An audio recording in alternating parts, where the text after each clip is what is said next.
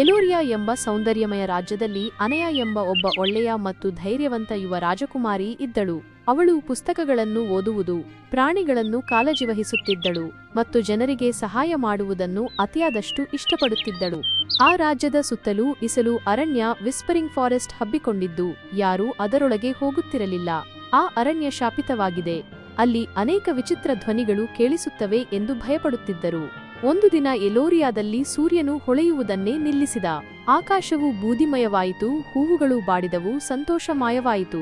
ಅರಮನೆಯ ಜ್ಞಾನಿಗಳು ಆ ಶಾಪವನ್ನು ತೆಗೆದುಹಾಕಲು ಯಾರಾದರೂ ಶುದ್ಧ ಹೃದಯದವನು ಅರಣ್ಯಕ್ಕೆ ಹೋಗಬೇಕು ಎಂದು ಹೇಳಿದರು. ಅನಯ ಆ ಕೆಲಸವನ್ನು ನಾನು ಮಾಡುತ್ತೇನೆ ಎಂಬ ನಿರ್ಧಾರ ತೆಗೆದುಕೊಂಡಳು.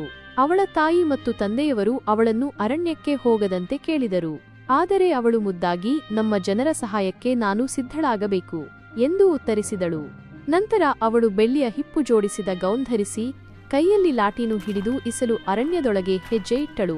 ಅವಳು ಸಾಗುತ್ತಿದ್ದಂತೆ ಗಾಳಿಯಲ್ಲಿ ಮೃದುವಾಗಿ, ದಯಾಳು ಹೃದಯವಂತಳೆ, ಧೈರ್ಯವಂತಳೆ, ಬೆಳಕನ್ನು ಅನುಸರಿಸು ಎಂದು ಧ್ವನಿಯು ಕೇಳಿಬರುತ್ತಿತ್ತು. ಅವಳು ಹೆದರದೆ ಪ್ರಕಾಶಮಾನ ಬೆಳಕಿನೊಂದಿಗೆ ತನ್ನ ಹಾದಿಯ ಮೂಲಕ ಮುಂದೆ ಸಾಗಿದಳು. ಒಂದು ತೆರೆದ ಮೈದಾನದಲ್ಲಿ ಅವಳು 3 ಸಣ್ಣ ಅರಣ್ಯದ ಯಕ್ಷಿಣಿಯರನ್ನು ಭೇಟಿಯಾದಳು. ಆಗ ಯಕ್ಷಿಣಿಯರು ಹೇಳಿದವು, ಈ ಅರಣ್ಯ ಶಾಪಗ್ರಸ್ತವಾಗಿದೆ. ಈ ಶಾಪವನ್ನು ಮುರಿಯಲು ನೀನು ಒಂದು ಪವಿತ್ರವಾದ ಹೂವನ್ನು ಹುಡುಕಿ ಅದನ್ನು ಧೈರ್ಯದಿಂದ ಎತ್ತಿ ಹಿಡಿಯಬೇಕು ಎಂದರು. ಆಗ ಅನಯ, ನಾನು ಎಲ್ಲಾ ಪ್ರಯತ್ನ ಮಾಡುತ್ತೇನೆ ಎಂದು ಶಿರವನ್ನು ತಗ್ಗಿಸಿ ಬಾಗಿದಳು. ತದನಂತರ ಅವಳು ಒಂದು ಬೆಟ್ಟದವರೆಗೆ ತಲುಪಿದಳು. ಅಲ್ಲಿ ಕಪ್ಪು ಮಂಜು ಚದುರಿತ್ತು. ಆ ಮಧ್ಯದಲ್ಲಿ ಕುಳಿತಿದ್ದ ಒಂದು ಯುನಿಕಾರ್ನ್ ಚಂದನ ಕಣ್ಣುಗಳಿಂದ ತುಂಬಿತ್ತು, ಆದರೆ ತೊಂದರೆಗೊಳಗಾದಂತೆ ಕಾಣಿಸುತ್ತಿತ್ತು. ನಂತರ ಅವಳು ಅಲ್ಲಿಗೆ ಬಂದಳು. ನಾನು ಈ ಹೂವಿನ ರಕ್ಷಕ ಎಂದನು ಯುನಿಕಾರ್ನ್. ಆದರೆ ನಾನು ಹಿಂದೆ ನನ್ನ ಕ್ರೋಧದಿಂದ ನನ್ನ ಸ್ನೇಹಿತನಿಗೆ ನೋವು ತಂದೆ. ಆ ಕಾರಣಕ್ಕಾಗಿ ತನಗೆ ಶಾಪ ಬಂದಿದ್ದಾಗಿ ಹೇಳಿಕೊಂಡ. ನಂತರ ಅನಯ ಅದರ ಹತ್ತಿರ ಬಂದು, ನಾನು ನಿನ್ನನ್ನು ಕ್ಷಮಿಸುತ್ತೇನೆ, ನೀನು ಮತ್ತೊಮ್ಮೆ ಸ್ವತಂತ್ರವಾಗಬಹುದು ಎಂದಳು.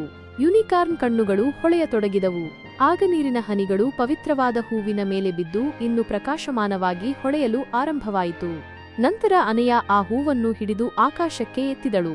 ಆಗ ಹಗುರ ಗಾಳಿ ಊದಿತು. ಮರಗಳು ಹೊಳೆಯತೊಡಗಿದವು. ಮೋಡಗಳು ಹಾದು ಹೋಗಿದವು. ಸೂರ್ಯನು ಮತ್ತೆ ಬೆಳಗಿದನು. ಎಲೋರಿಯಾ ಮತ್ತೆ ಪ್ರಜ್ವಲಿಸಿತು.